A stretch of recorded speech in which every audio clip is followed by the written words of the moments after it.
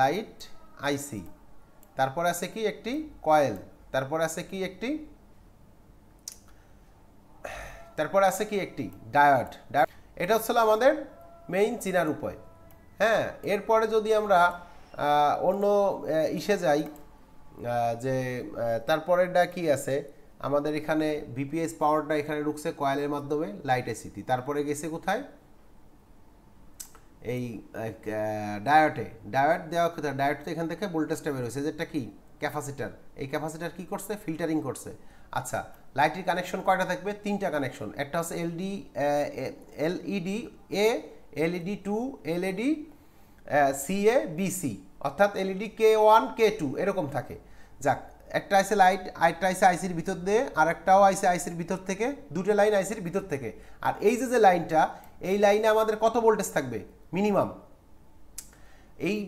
এই লাইনটায় অন্তত পক্ষে যদি ভোল্টেজ থাকে 20 ভোল্টেরও উপরে থাকবে, অর্থাৎ 30-50 ভোল্ট পর্যন্ত এখানে থাকতে পারে যদি প্রপারলি অসিলেশনটা কাজ করে।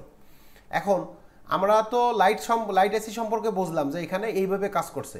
এখন মূলত বিষয়টা হচ্ছে কি, যে আমাদের এই সেকশনটা কি কি প্রবলেম হইতে পারে এবং কি এই প্রবলেমের জন্য আমরা কোন কোন কাজগুলো করতে পারি, তাহলে আমাদের কাজগুলো সঠিকভাবে করতে পারবো। প্রথমে আমাদের যদি লাইট না আসে, যে একটা সেট লাইট আসতেছে না, এখন কাস্টমারের কাছে আগে শুনতে হবে যে আসলে আপনার এই প্রবলেমটা কি কারণে হয়েছে। যদি ওয়াটার ড্যামেজ হয় সেটা এক সমস্যা, যদি অটোমেটিকলি হয়ে যায় সেটাও আর এক ধরনের প্রবলেম। এখন যদি কাস্টমার বলে যে আমার এটা ওয়াটার ড্যামেজ হয়েছে, ওয়াটার ড্যামেজের ক্ষেত্রে বেশিরভাগ লাইট এসির প্রবলেম হয়। এখন এই লাইট এসি আমরা ফার্স্টে কি দেবো? ওয়াটার ড্যামেজ থাকলে আগে কি ওয়াশ করতে হবে। আচ্ছা, ওয়াশ করার পরে আমরা ফার্স্টে চেক দেবো কোথায়? এই কানেক্টরটা, এই যে আমাদের এ লাইনটা যেখানে আইছে, এই লাইনটা এ লাইনে আমাদের কত ভোল্টেজ থাকবে এটা নোট ডাউন করতে হবে। কত ভোল্ট? 20 ভোল্টের উপরে, 30-50 পর্যন্ত থাকতে পারে ভোল্টেজ, 4.1 না। কিন্তু যদি লাইটে কাজ না করে তাহলে কিন্তু 4.1 ভোল্ট থাকবে যদি অসিলেশন না হয়, আর অসিলেশন হইলে ভোল্টেজটা আপ হবে। এইটা কি করতে হবে? লিখে রাখতে হবে।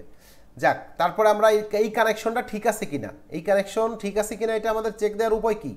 আমাদের ডায়োড ভ্যালু বাইর করতে হবে। এখান থেকে ডায়োড ভ্যালু বাইর করে এখানে আমরা মাপ দিতে পারবো যে আমাদের কানেকশন ঠিক আছে কিনা, কিবা পুড়ে গেছে কিনা।